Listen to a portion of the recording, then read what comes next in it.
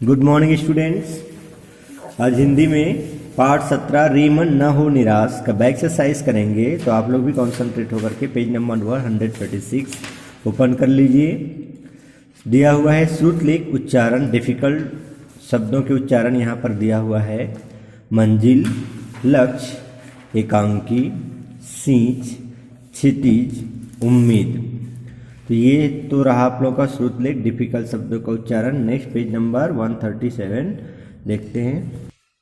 मौखिक प्रश्न, कवि मन को क्या करने के लिए प्रेरित कर रहा है? तो कवि मन को नई मंजिल की तलाश करने के लिए प्रेरित कर रहा है। कौन सा वक्त अधिक देर तक नहीं ठहरेगा? तो कहते हैं वर्तमान समय अधिक देर तक नहीं ठहरेगा। जीवन किसका नाम है? तो निरंतर चलते रहना ही जीवन का नाम है।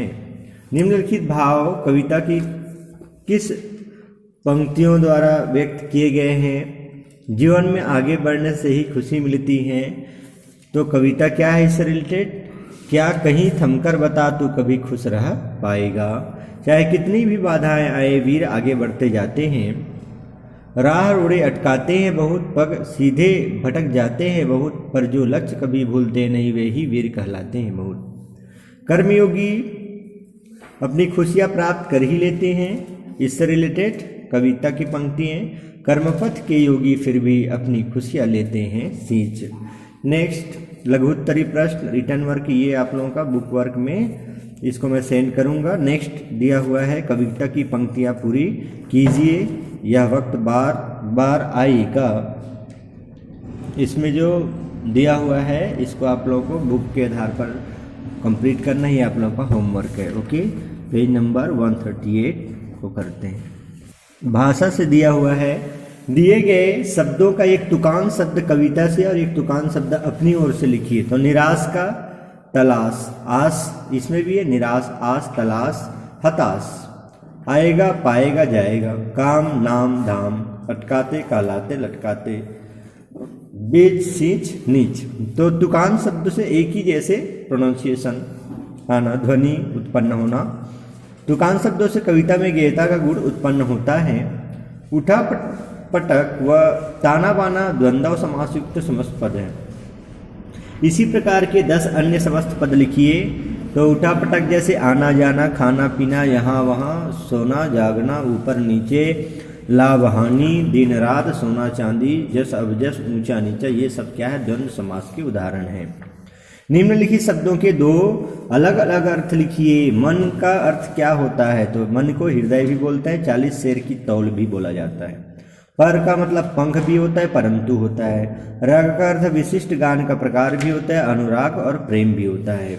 क्रियाकलाप में दिया हुआ है, जीवन चलने का नाम, चलते रहो सुबह और शाम, की रास्ता कट जाएगा मित्रा के, बादल फट जाएगा मित्रा, की दुख से झुकना ना मिला, कि इस पल रुकना ना मित्रा।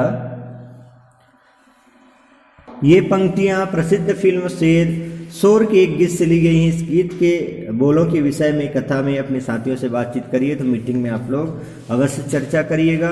परीक्षा में असफल हो गए, अपने किसी मित्र सखी को पत्र लिखकर हिम्मत बढ़ाइए। अपने पत्र में रे मन ना हो निराश कविता की पंक्तियां भी उद्धृत कीजिए। तो इससे जो है ये आप लोगों का एक पत्र भी हो गया। ओके, ये भी होमवर्क है आप लोगों का। पत्र लिखना है अपने मित्र को, किस पर आधारित? परीक्षा में असफल हो जाने पर। और इसमें इस जो रे मन ना हो निराश कविता से 2-4 पंक्तियां भी ऐड करना है आपको। तो ये होमवर्क है पत्र लेखन का आपको, है ना। और परियोजना कार्य ऐसे लोगों की जीवनियाँ पढ़िए जिन्होंने जीवन में अनेक कठिनाइयाँ झेलते हुए अपना मार्ग स्वयं चुना है और सफलता पाई है। बिहार के दशरथ मांझी माउंटेन मैन के बारे में जानकारी प्राप्त कीजिए। तो ये तो रहा आप लोगों का प्रोजेक्ट वर्क। और जीवन कौशल में दिया हुआ है, उम्मीद या आशा का मनुष्य के जीवन में क्या महत्व है, सोचिए और लिखिए। तो उम्मीद और आशा का मनुष्य के जीवन में बहुत ही बड़ा महत्व है, महत्वपूर्ण स्थान है। जीवन में आशा और उम्मीद ही मनुष्य को आगे बढ़ने के लिए प्रेरित करते रहते हैं। मैथिली शरण गुप्त ने भी कहा है, न रहो ना निराश करो मन को, जीवन में आशा और उम्मीद की ज्योति जलती ही रहनी चाहिए, जीवन इसी का नाम है। ओके, तो इस प्रकार से आप लोगों का एक्सरसाइज चैप्टर का इस चैप्टर का बैक एक्सरसाइज वर्क कंप्लीट होता है। इसमें किसी भी बच्चे को कुछ डाउट हो तो मीटिंग में अवश्य कंसल्ट करिएगा। ओके।